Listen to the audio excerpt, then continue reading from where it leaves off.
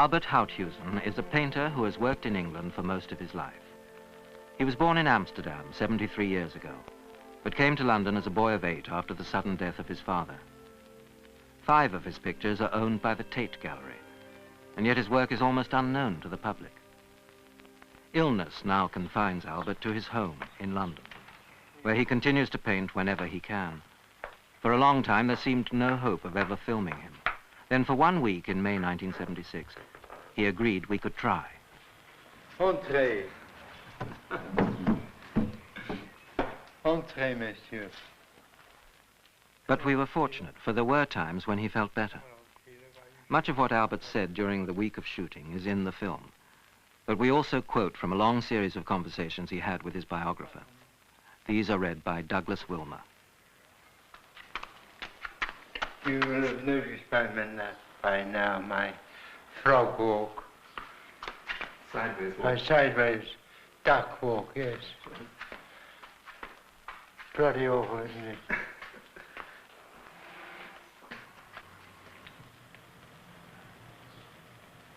Why I started to paint crowds? Well, my parents were interested in the Dutch theatre and had many actor friends. And I first saw clowns and the theatre backstage in Amsterdam, you see. And I never was taken to a circus. I loathed circuses with bears and tigers and so on. I hated that. But I loved it when clowns did their marvelous work. Makes me laugh, this luxury trade. Luxury trade of painting? Yes. Being an artist? Yes, being an artist. You stick out your neck, don't you, ready for execution. You ask to be executed the moment you say you want to be a painter. It's hazard, all right, isn't it? But you have to do it if you're a painter. Well, you just have to do it. That's all there is to be said to it. And you just couldn't have been anything else? Well, I couldn't for any sort of completeness or happiness. I had to be. And at the end of it, you become ill and have all for the sake of a handful of paintings. Well, what can you do? A house full, from what I've seen. Well, yeah. But, and now your real happiness, how do you achieve that nowadays? Well, I think that a painter must always have a certain sense of disappointment, because his work always falls far short of what he has thought. Must do, always far short. But you try, you have to try, and that's that. And this, you just go on all your life? Yes, you have to, you see, you can't do anything about it. Can you remember any moments when you have felt just a little satisfied with something you've done, or? Well, sometimes one feels comparatively happy, yes, one does, of course. Otherwise one wouldn't go on. Mm. Yes. My God, when I look at a Constable, or a Turner, or a Gainsborough, that marvelous spirit, Gainsborough, my God, that makes you sit up, believe me. Or a Rembrandt, oh, good heavens, Rembrandt. Albert's father had encouraged him to draw and paint from an early age. This picture is a memory, painted 50 years later, of the attic where they had worked together. Albert, at the age of 5, must have sat in his father's attic for this portrait. It's one of the few paintings by his father known to exist today. This was an idea I had whenever I wanted my materials. My mother used to say, "L'opnard de man," walk to the moon. L'opnard de man. So I painted a l'opnard de man, a walk to the moon. Just mention. This, yes, this, you see. Walk to the moon.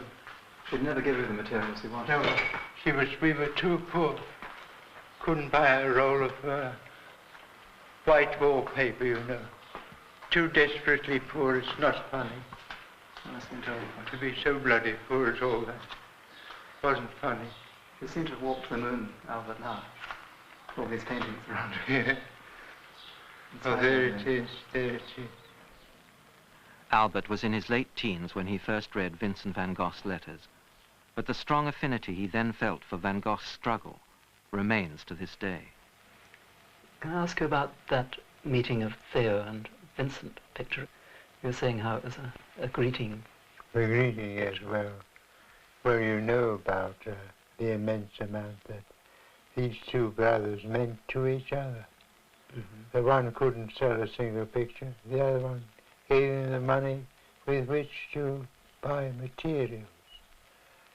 And that was a lifelong devotion through hardship, every sort of hardship. And Vincent couldn't bear owing this money. He could not bear owing the money. Mm-hmm. It was a tremendous struggle. He said he would give his life. The meeting of Theo and Vincent van Gogh in Paradise was painted in 1974. Albert failed in 3 attempts to gain a scholarship to the Royal College of Art. These rejections incensed his friends at the college.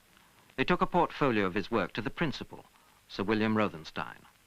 The scholarship was immediately granted.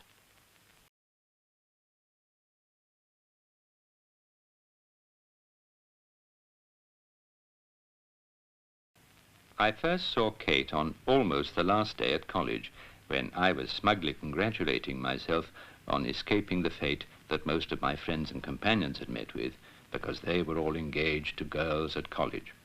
I was walking through a classroom, and I saw this quiet girl sitting alone and drawing.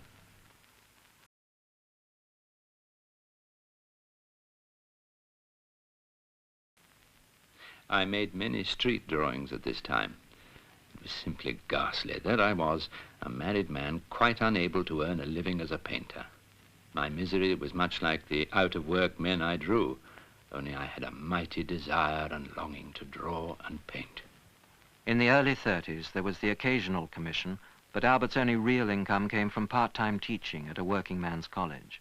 In one way, Albert and Catherine were fortunate. For 3 months each year, they escaped to her aunt's cottage in Trelawgan, a little mining village in North Wales. Kate and I would climb to various high points and look around at this huge landscape.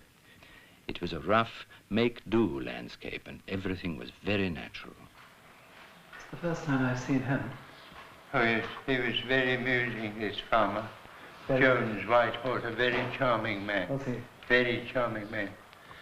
The Welsh farmers were, and the colliers were amazing fellows. This collier walked 3 miles from the village to the pit head, and then walked 3 miles under the sea to the face. I couldn't believe it when I first met a collier whom I had known, dressed in his football clothes, funnily enough, and a white face, you see.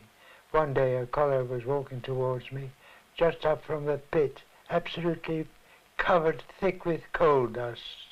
And I didn't recognize him, he just roared with laughter.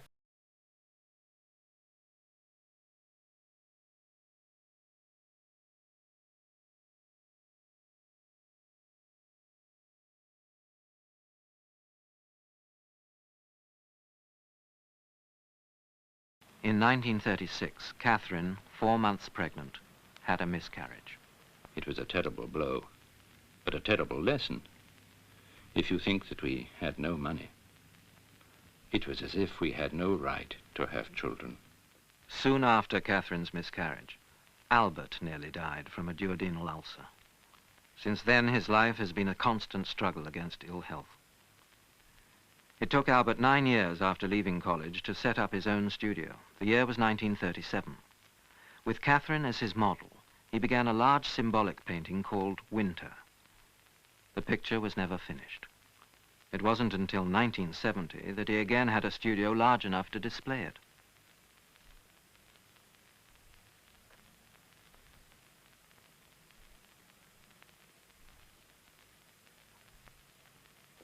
Very few people have any religion, and I can understand how it's gone. One was appalled at the blackguards and the knowledge that the Hitlers and company were simply criminal adventurers in power. I imagine that large piece of cloth as part of the winding sheet round the body. And if you think of that ghastly, bloody war, and that one saw what was coming, and also knew that one's life would be completely changed, well, that's what this is about.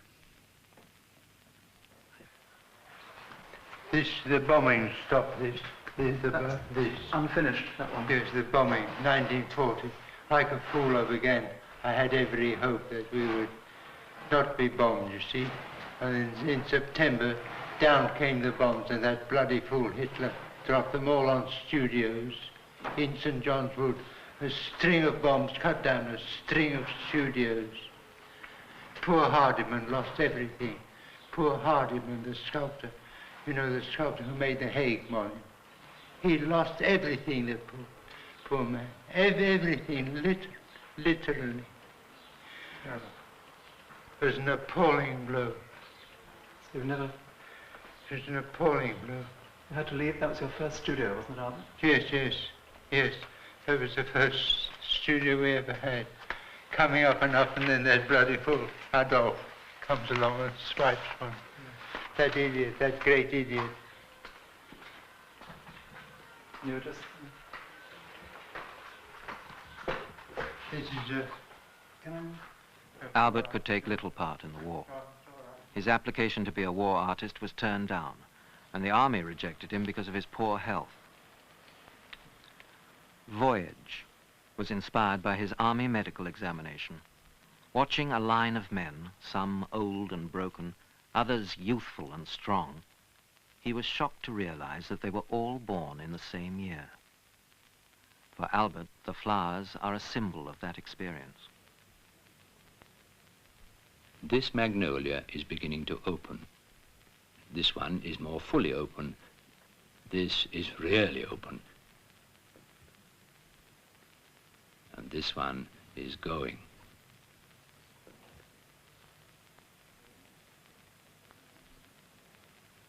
The figure, fate, carries out these shapes.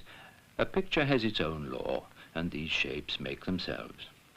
Albert spent most of the war as a tracer at the Doncaster Railway Works. This is just one of the hundreds of technical drawings he had to do.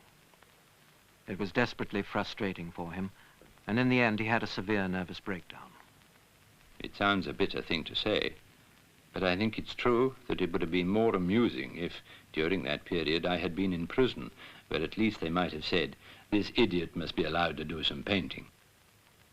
Through my being ill, this broken crock was seen as a dead thing, carrying these branches that looked literally dead, and yet were flowering.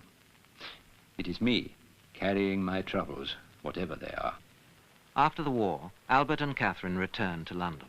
Here he celebrated peace by painting many still lifes of fruit and flowers. Albert still finds time to paint flowers. In England, it's not considered an intellectual thing to paint a bunch of flowers. It's considered to be rather bourgeois. Mm-hmm. Whereas a chap like Renoir and Picasso painted delightful, wonderful flower pictures. Yes. But then they knew what painting was about. They didn't have any intellectual, nonsensical ideas about it. Rubens painted flowers, of course they all did. Degas even. It was not until 1952, after they had moved home 11 times, that Albert and Catherine settled into a house of their own. It brought them their first real peace. They have lived here ever since. Beautiful cone. Isn't it staggering, a thing like this? Look at that. It's as if the Almighty has taken a dry pencil, as in a dry stick, and touched them off. Isn't it beautiful, a thing like that? What a piece of sculpture. Natural objects, rocks, seashells, have always stimulated Albert. Feeling secure for the first time in his life, Albert, one afternoon in the autumn of 1952, told Catherine the whole story of his father's death. Much of his suppressed torment was now released in a series of pictures of the sea. I look at the sky and the vast clouds become a seascape. I put my colors out, and the moment I have annihilated this frightening white of the canvas, I'm lost in it again. I struggle through the surf, and I'm battered against the rocks. And there it is.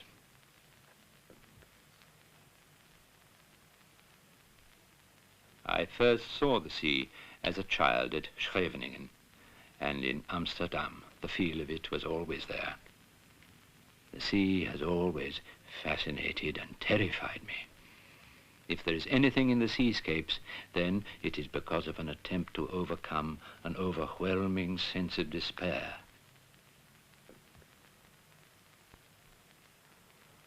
At last, in 1960, the galleries began to exhibit Albert's work. Since then, he has developed some of his major ideas.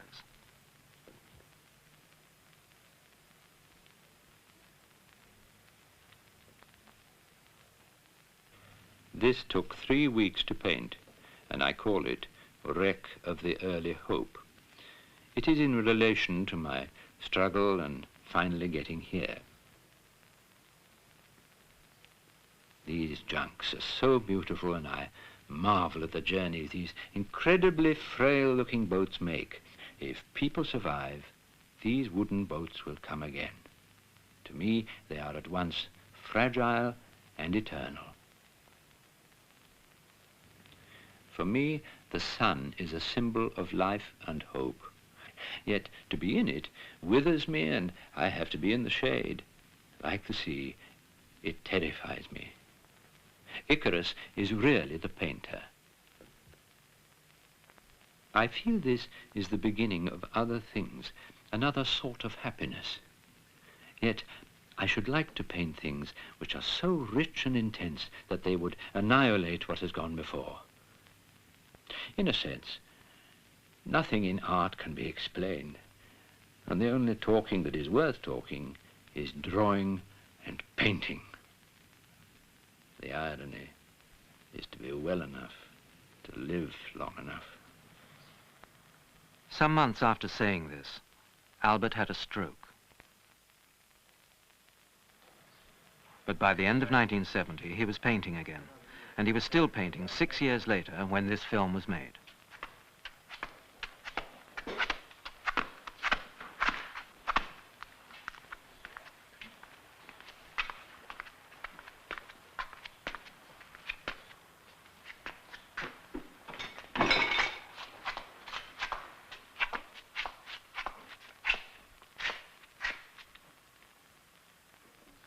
In March 1976, the art dealer Richard Nathanson arranged the largest exhibition ever held of the works of Albert Houthuesen.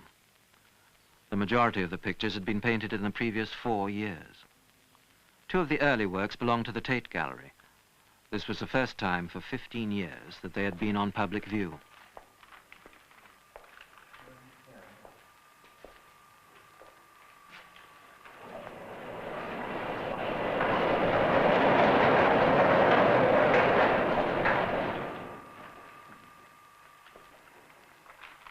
Albert continues to paint. Harlequin, leading the forever condemned through the forever storm, is an amazing 14th century legend. But a harlequin actually, people did really believe in Harlequin, and they did really believe that Harlequin led the forever condemned through the storm forever. That was a terrible idea of hell. And people really believed it. 1400. Oh, well, that's it. Well, there is just a little black figure. Yes, he isn't the stage Harlequin at all. It's just a little black figure. But one day I hope to do others, if one lives long enough, you see.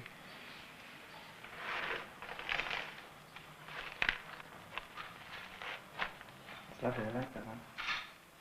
I just have to a day like today, it's just sheer luck for me. I've had no setbacks.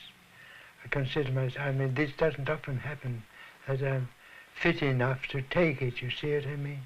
Mm. Alas and alas, I'm afraid that's an awful blow.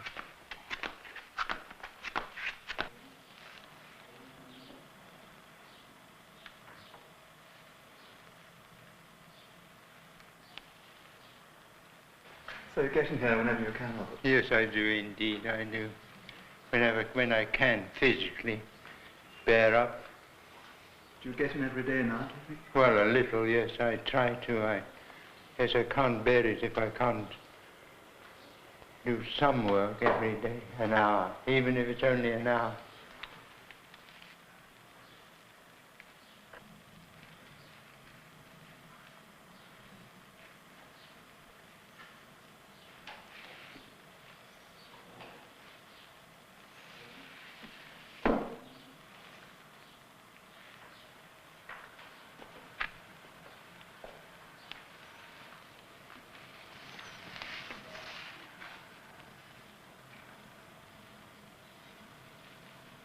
Can I help you with that, Albert? Hmm? Can I help you with that? Since I used it. Yes. Very tough, isn't it? Let's take it away from this.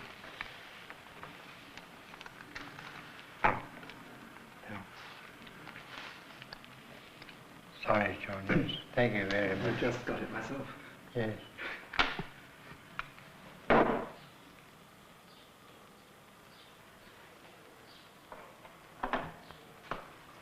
Oh, yes, no, one can't be what. I do this just to, what can I say, calm the waters. Yes.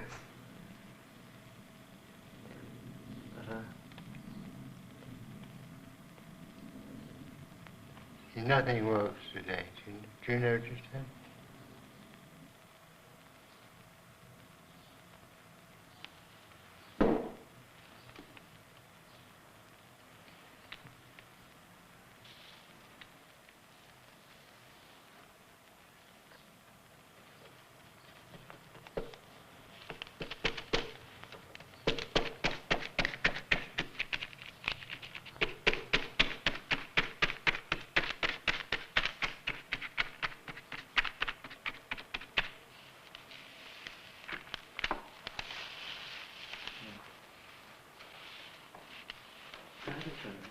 It's all right, John. Somewhere here.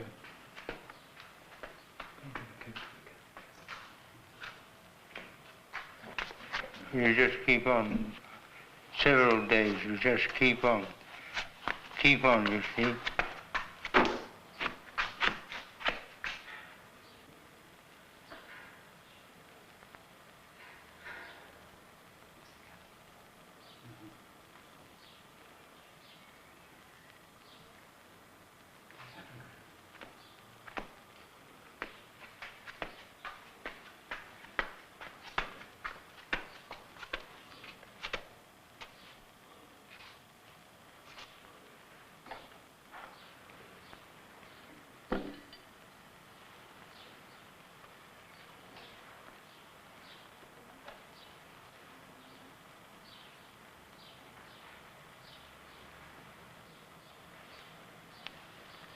no. Bring that across for you. It's there. What? Bring the medium across for you. That help. Yes, yes, that small pallet. That small pallet. This right one? there. If I put it, Thank you, yes. put it here. And the medium.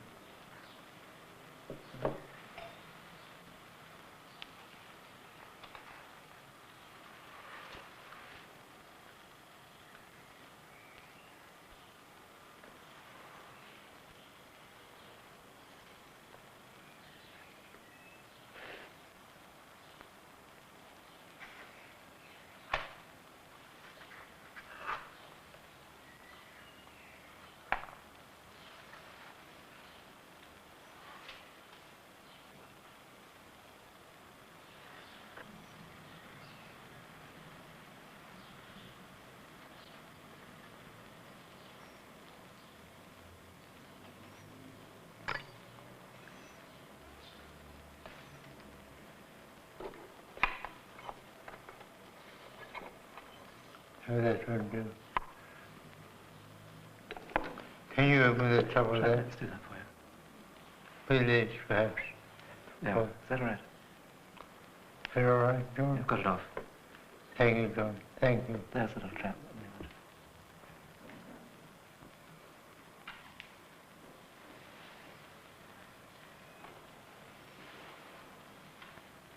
Of course one hates being watched. And not even Catherine really watched. No, certainly not. Good heavens, no. Wives, relatives, and children are banished. I can't allow my sweet cat in here because she has a terrifying way of jumping onto tables and landing on a wet. If the picture's wet, the cat's sure to land on it, you see. Your cat? Yes, yes, so I have to shoo her off. Shall we bring those over for you? Thank you, yes, thank you. Thank you. If you just put it down here, then it's as if... Right, thank you. Put it there for you. Put it there. Thank you. That's it. Right. Fine. You can put it where it comes. If I could use my eyes as I would like, I would paint more from nature, of course. But I have to rely upon memory and one or two notes, you see. You make notes so that you don't go too wildly wrong.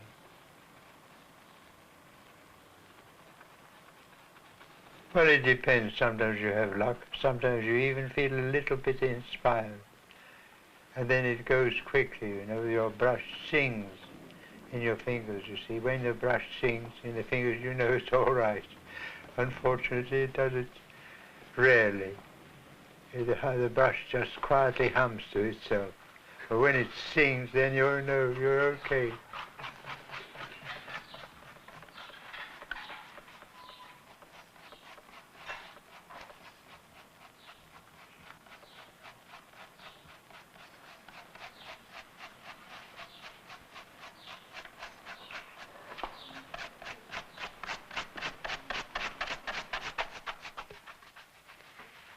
The whole thing is one never ceases to paint in one's mind, really. It is there all the time, the whole time. Sometimes I'm overwhelmed with it, quite overwhelmed with the procession. It's like seeing a gallery of completed pictures.